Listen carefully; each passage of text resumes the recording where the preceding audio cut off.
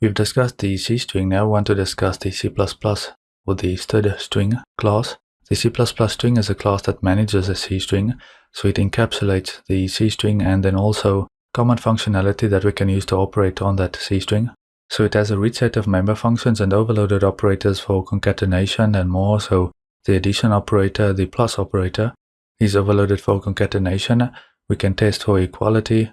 We can also use the subscript operator to access particular elements within the C string, within the encapsulated C string. The stream insertion and extraction operators are overloaded to work with cin and cout, so that is with instances of the string class, and then also with cin and cout.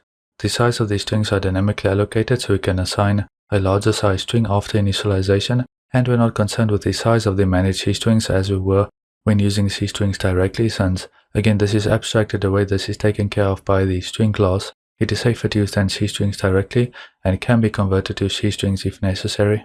The string class is declared in the string file, so we have to include the string file, and then of course it is in the standard namespace, we have to use the standard namespace, or we have to fully qualify the string type if we want to use that. Again, many benefits of using the string class instead of C strings. One of the major benefits again is the dynamic size allocation.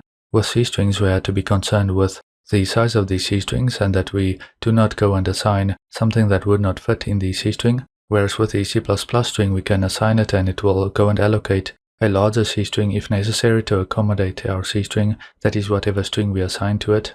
So let's go and look at a couple of examples in Visual Studio. In this example I'm including the input-output stream, and then I'm including the string file as well, and then in the main function I have this string.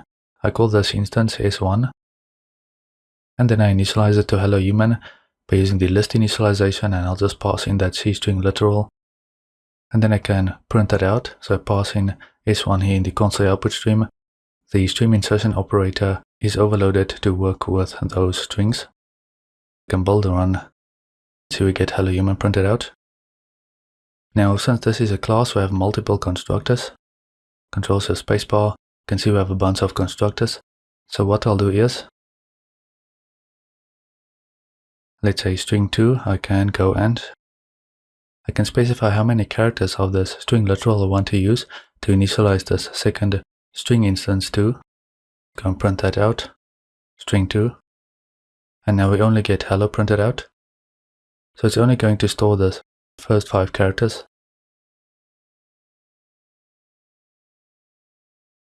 Then we can use the parentheses instead of list initialization. Then let's say we want a string of 4 characters. Let's say 3 characters, all of them being this X. Can build a run, and that will now work. It will now print out 3 X's. Okay, now let's say we pass in another one of these string literals, so I do s1 for example. Then for the next argument we can pass in where we want to start, so the starting index, where it is going to start copying over characters from s1 to s4. So let's say we start at 0, and we only want to copy over the hello part, so we specify 5 characters.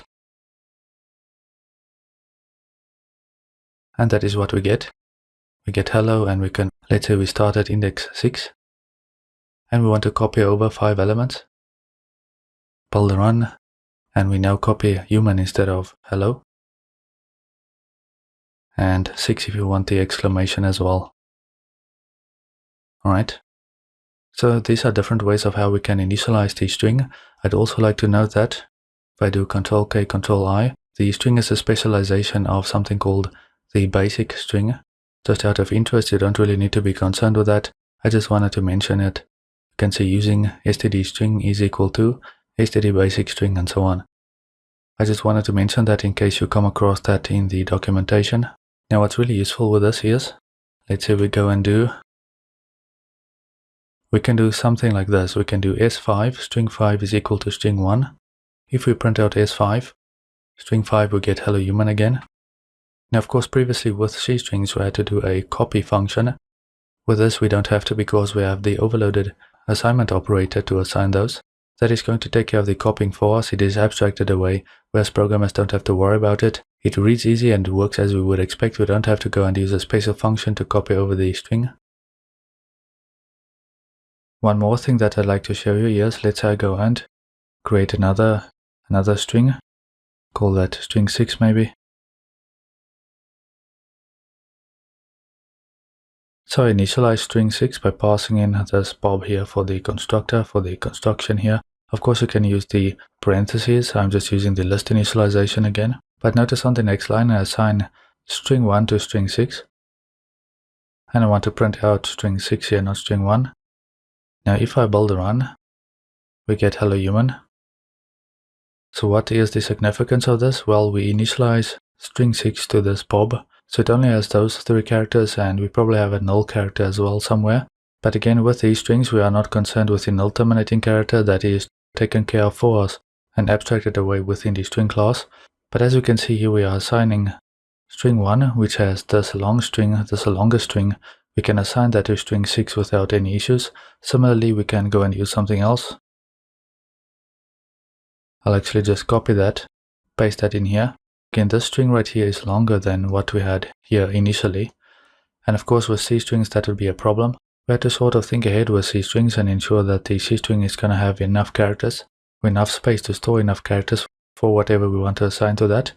Whereas with these strings they are dynamic, so we are not concerned with that. It is handled internally, so I can go print that out, build a run, and that works fine. Prints out hello human. Okay, that is going to wrap up this introduction to the standard string in C++.